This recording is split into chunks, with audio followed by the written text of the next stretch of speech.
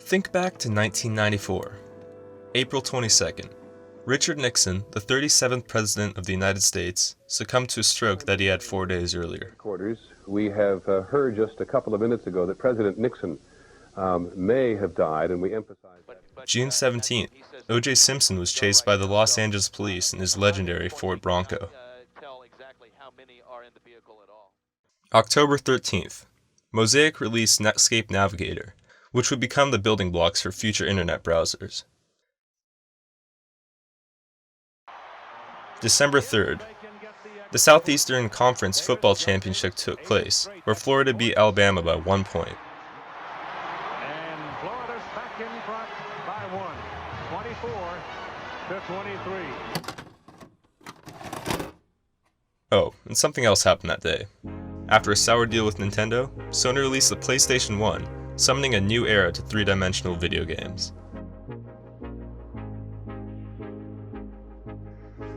Let's go back a couple years. Well, more like a decade, to 1986. Nintendo had just started a joint venture with Sony to create a removable storage format for their upcoming console, the Super Famicom. Their previous console, the Famicom, had a similar system using floppy disks. But Nintendo was looking to expand into the hot new storage medium, the optical disc. Nintendo already had a tentative title prepared for the future CD add-on, the PlayStation, or SNES-CD. A contract was signed and a prototype was built. The new CD-powered console was planned to be released at the 1991 Computer Electronics Show, or CES. Everything was going perfect, until Hiroshi Yamauchi from Nintendo re-examined the original contract. After rereading, he realized that they're essentially handing over complete and total control to all titles written on the SNES CD-ROM format to Sony. At 9 AM the day that the announcement of the partnership was going to be unveiled, Nintendo terminated the original contract.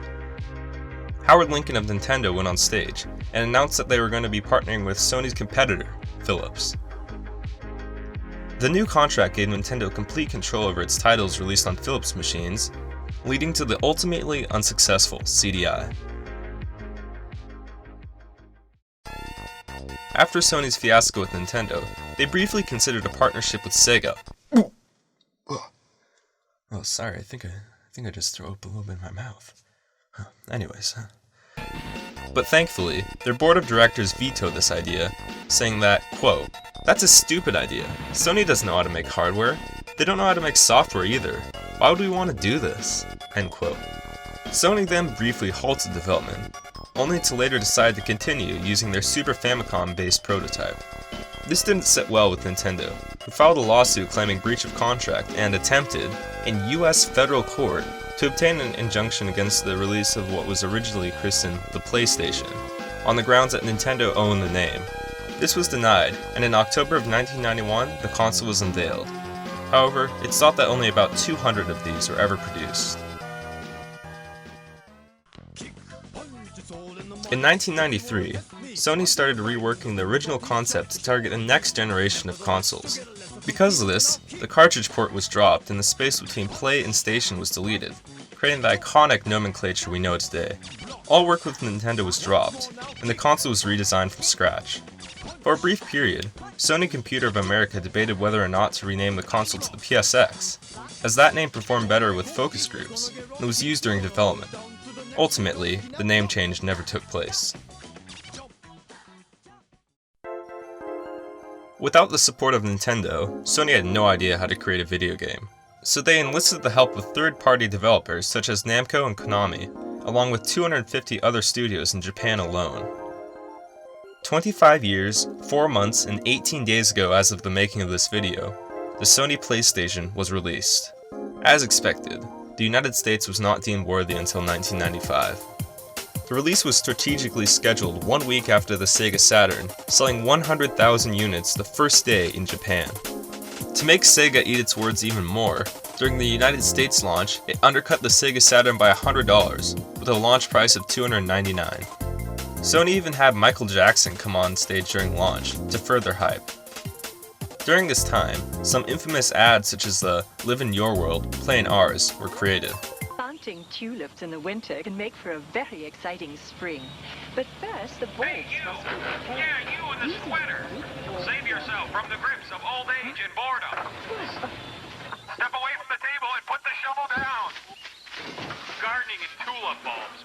Boring. Yawn, yawn. Oh, somebody's pretty sassy. Ooh, you go, girl. A few weeks after the American release, the now defunct magazine Next Generation reviewed the console, praising its custom GPU and sound processor.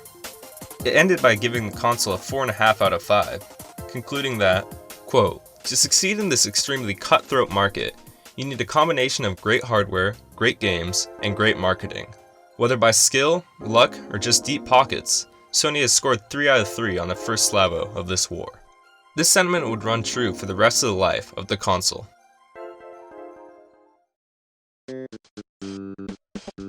In 1996, Nintendo finally released their competitor to the now gargantuan PlayStation, the Nintendo 64. At first, it was thought that this would cause a slump in Sony's sales. However, it is speculated that the release only helped boost sales because of the additional marketing that Nintendo was providing on video games as a whole.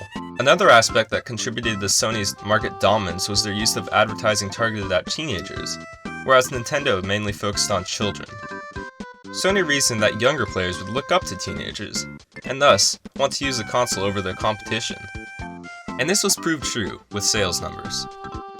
During this time, Sony also decided to do a deal with Pizza Hut where they released a series of discs with game demos, further enticing people to buy into the PlayStation product line.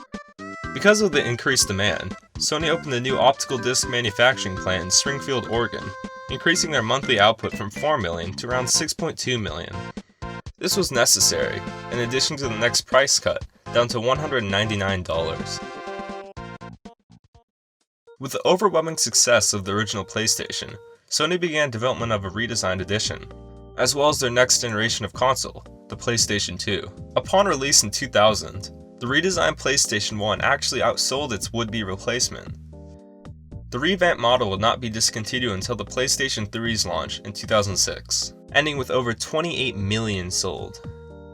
Altogether, the PlayStation 1 sold over 101 million consoles, compared to the Nintendo 64's 32 million and the Sega Saturn's 17 million.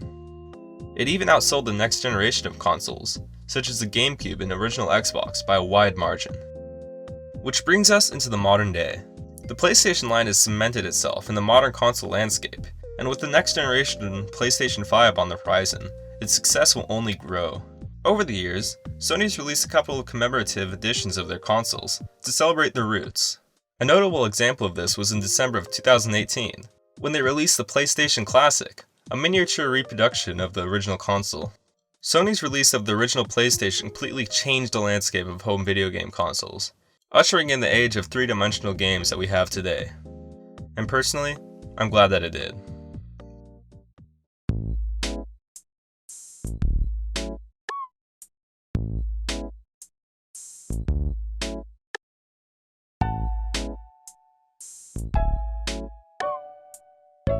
Why are you still watching the video? Go away.